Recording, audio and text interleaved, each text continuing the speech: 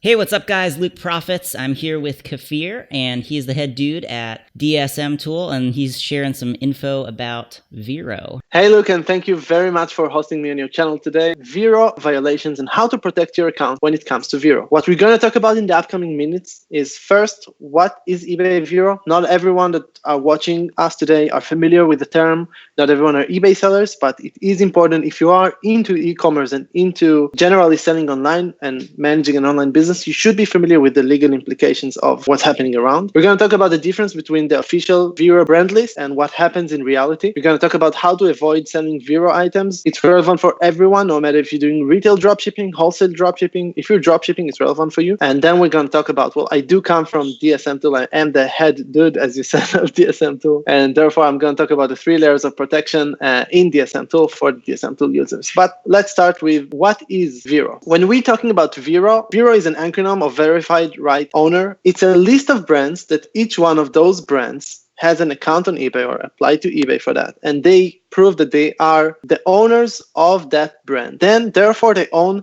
the intellectual property of that brand. What the hell is intellectual property, you must be asking? So intellectual property is things like logos, audio if they have like a jingle related to that. Their stock images is a great example. And actually, if you think about it, in the world today, that is very much based on media, a lot of things are intellectual property. Like for you, Luke, your videos on YouTube are your intellectual property and they have their worth. For us as a technology company, the code structure and the code that we're actually coded on the internet, on that cloud service is our intellectual property. These are things that you don't want to mess with because it's becoming more and more important and the world is more and more dependent on intellectual property than just actual products. It's becoming more and more protected legally as well. And you cannot violate it. And that's exactly why this whole subject about the legal implications or VeRO on eBay is so important for eBay and so important for us as, online entrepreneurs to understand. So let's be more specific now. eBay VeRO is a list of brands that you can find on the website vero.ebay.com. There's only one problem with it. It is not the full list. If you are trying to dropship on eBay and you are listing items from multiple brands, there might be brands that are not on the official list. Brands are not required to be on the list in order to get your account marked with a violation. Therefore, you are always at risk. The risk is constant. And what's going to happen, we didn't talk about what happens to an account when you get a VeRO violation. What happens is that if you get one violation, all right, maybe nothing would happen. But once you start stacking them, 3, 5, you start getting 3-day suspension, 7-day suspension. Eventually, you lose their account. It gets completely suspended. They drop the ban hammer. Exactly, they drop the ban hammer. So it is important to understand that the list of VeRO items is not the full list. Brands can still go on eBay and they can still apply and say this list with that ID number is violating my rights for intellectual property. And what eBay will do is they will remove that list from eBay and will mark you with a violation. And as you know, not so good for you. So what should you do? Now, I have to say I have 2 full disclosures. One is that it's a very vague list of tips because I had to kind of relate to what we do in DSM. It's so obvious how we block it. And therefore, for others, it's kind of hard, but I will give some tips about it. First, if, for example, you're dropshipping manually and you're not using a software, check vero.ebay.com before you list items. Make sure that the brand is not there. It's still risky to list items that are not in that list, but it's completely doesn't make sense to list items that are in that list. Mm-hmm. Second, you want to try once in a while, you have to remember that the list changes. So new brands might come in, old brands that don't care anymore, maybe they don't mind that people will use their stock images and logo and stuff. They go out of that list. I'm not following that list, so I don't know. But assuming how the world works, if you're familiar with Amazon FBA, for example, it's a way for people, some call it even dropshipping method, but it's when people create their own brands, basically. Thousands of these created every month or, a couple of them every day at least of new brands. So there is still a high risk. Private labeling. They could become potential VeRO if they don't want you to resell their items. And therefore you want to monitor your existing listings. Maybe once a month, put like a 1-hour task of checking, take a couple of your items from your store and check if they exist now on the vero.ebay.com list. Almost an impossible thing to do, but it's a tip of something that you could consider. And then the third is to try to avoid listing brands. And that has two meanings. First, if you are dropshipping from a retailer, for example, if you know the categories that you're getting your items from, you should know the most important brands that are in that category now and that are high risk for not allowing other to use their intellectual properties. So if you are familiar, at least in the categories that you are familiar with those brands, try to avoid listing those brands. And more importantly, which is a great tip that comes actually from people that do Amazon retail arbitrage, is try to list white labels. So if, for example, you're listing from Walmart and Walmart has their white labeled brands, you can go on Google and you can search for Walmart white labeled brands, and then you'll find a list within 1 second. There's like 20 of them. And such big retailers, they do like low cost brands, and then they would probably mind less about chasing after people trying to resell their products, because it's, you know, it's also in such large scale that I don't think that they're looking for people. Again, it's not a 100% sealed solution, but it is something. Saying all of those tips, I do want to mention, and that's my second full disclosure, I do want to mention that I do come from DSM Tool, which is a software company, which is a company for dropshipping, like it helps people do dropshipping. And I do want to talk about how we do it in DSM and give you a little bit more automated solution. So it starts with the official VeRO list from vero.ebay.com. If a brand appears there, when you'll try to list the item, it will be immediately blocked in our rapid lister. You're just not able to list those items. That's a pretty simple, pretty straightforward layer number one. I'm going to go to the second layer, which is more interesting. Remember that I said that not all the brands appears in the official VeRO list. So what we've done in the past 2.5 years that the software exists is we have asked people to report to us when they get a VeRO violation with the brand name. If you go to a page called Price Monitor in DSM Tool, at the bottom, you'll find a button that says Report VeRO. And then you can report the brand, and we have collected thousands. That's right. Thousands of brands that people got violations for them. And we've collected that, and we keep collecting every time. So every time that someone reports it, it actually helps the rest of the community, because the rest of the community will also have that items blocked when they try to publish those items. Saying that, this list is tunable. So you can, if you do have, for example, wholesale agreement or anything like that, you do have the agreement to sell those items and to use the intellectual property, the images and stuff, you can turn it off in the lister settings. So that's something that, you know, is useful for people that do get agreements to sell their items. Last, I said that we have to monitor our existing listings. So let's say that someone yesterday got a VeRO violation and he just reported that brand in the Price Monitor. What we have now created, which is completely new, is a VeRO scanner. What we're doing is once every day, we check all the items in your store and we compare them both to the eBay official VeRO list and to the reported list. So if new brands appears in the official list, or if brand was just reported yesterday and now is in a high risk, you can take an immediate action. You can click on that alert that you'll see on your dashboard, and you'll be able in the Price Monitor to take an immediate action, like ending those items. You can even shred those items, meaning that it will completely remove all of the images, all of the item description, everything from the list. The list will be gone as if you have never listed it, because you were never allowed to use the intellectual property, and you should respect the brand and remove the list completely, even from the history of your store. This is the right way to do it.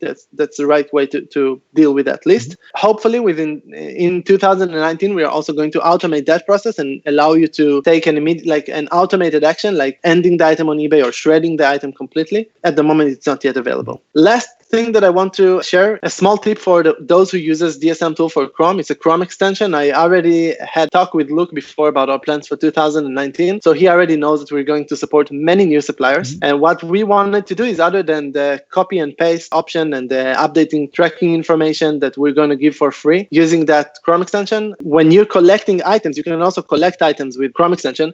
And when you collect the items directly on your supplier website, if you see that it says by Lego, you can see the brand name. If the brand name exists on the website, we can mark the item as VeRO already on the supplier's website, saving you time from even trying to list items that might be a VeRO violation, which should reduce the risk even more. I mean, you won't have to waste time later on taking an action when you see the dashboard alerts. Before I finish, I just want to say one thing that I've been asked about, and it's important also to disclose. When working on, when doing dropshipping without a permission for intellectual property, there is always a chance for having VeRO violations. It doesn't mean that you're not allowed to do that. Not that you're not allowed. There is a lot of discussion about now if you're allowed or not allowed, but it doesn't mean that you can't do dropshipping without the permission of the seller. You just need to learn how to reduce the risk. So for example, working with white label brands or working, Chinese suppliers are a great example for suppliers who doesn't care most of the times who's using their intellectual property. The less risk that you'll have in your account by using the right methods of handling VeRO, the more sustainable your business will become. And there is no reason that if you're doing a great job, that will be the reason for your account to get suspended or banned or anything like that. So that's a call out for all of the dropshipping community. In general, if we want to keep that community and we want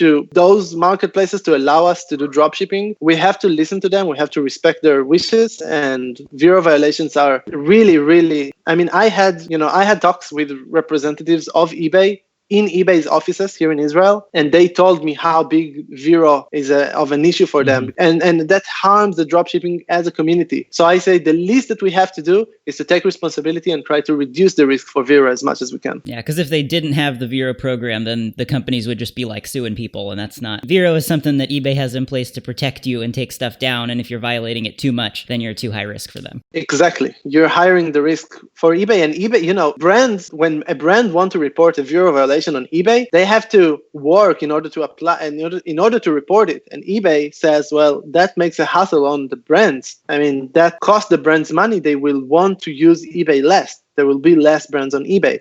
Therefore, it's as sellers on eBay that gets free traffic from eBay. It's our responsibility to make sure that we help eBay help those brands come on board by reducing our amount of VeRO items. That's it. That's all I have for today. Okay, cool. I wasn't sure if I was allowed to jump in or not. That's the time for any question, anything that you want to talk about. Awesome. Yeah, so eBay VeRO is obviously, it can cause you problems if you have too many. I started off and, I was just manually listing things. And so, you'll have a couple things here and there, but if you're doing really small scale, it's usually not that big of an issue. But then the more and more that you're doing, the more of a problem it becomes. And if you're doing thousands of items, you really have to make sure you've got your VeRO stuff dialed in and you don't have stuff that's messing up your account.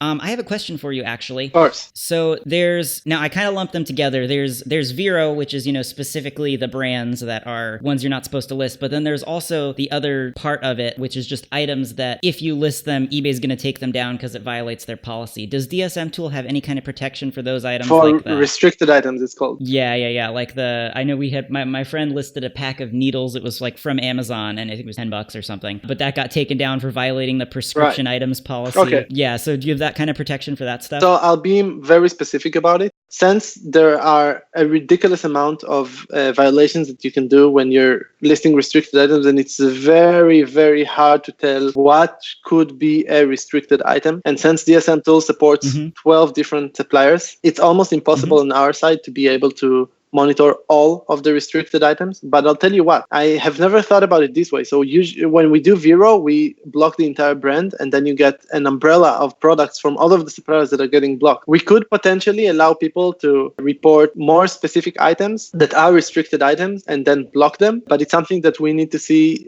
how much demand is there for it. So below, there is a comments box, and if anyone finds it to be a serious issue and something that puts his account in risk, we would love to hear that from you as a feature request, and that's what we do. We develop what people are requesting for us to develop. Nice. Yeah, so for me, what I did is I set aside a day, and I went through every eBay listing policy, and I pulled out, it'll say, you can list this, you can't list this, you can list this, you can't list this, and I pulled out every single kind of keyword that I could think of, and put them into just a giant text file. And then my friend helped me write some software that basically I can put my giant list of items and then drag that, and then it goes and it rips out everything that could potentially be bad. I'm sure there are a whole bunch of false positives, but it's worked really well to keep me from listing stuff that's going to get me in trouble. It's worked decently well. You're going down to the specifications of that feature, which is awesome way, and that's exactly what we can do in a little bit more automated way on our side. The only problem is that when we get eBay VeRO reports, we check them to make sure that they're they're actually VeRO brands. Wouldn't want someone going through and just reporting every single brand so that they can be the only one selling it. Yeah, every bestseller of Amazon or stuff like that. It's kind of risky, so we'll have to find out how to monitor it. But again, let's see first if there is enough demand, and when there is demand, there is the will. By the way, did you know there is actually an eBay policy against selling nuclear weapons? You don't say.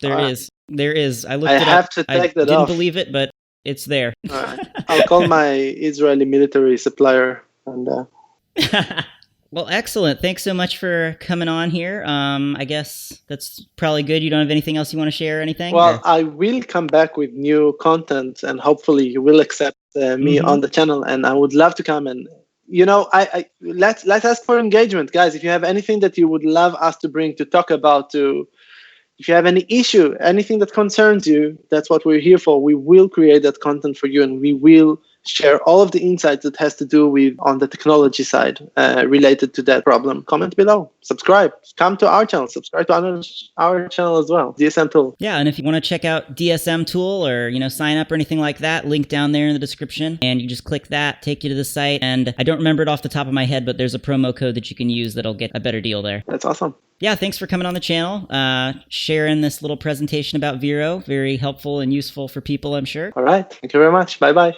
All right. Talk to you later.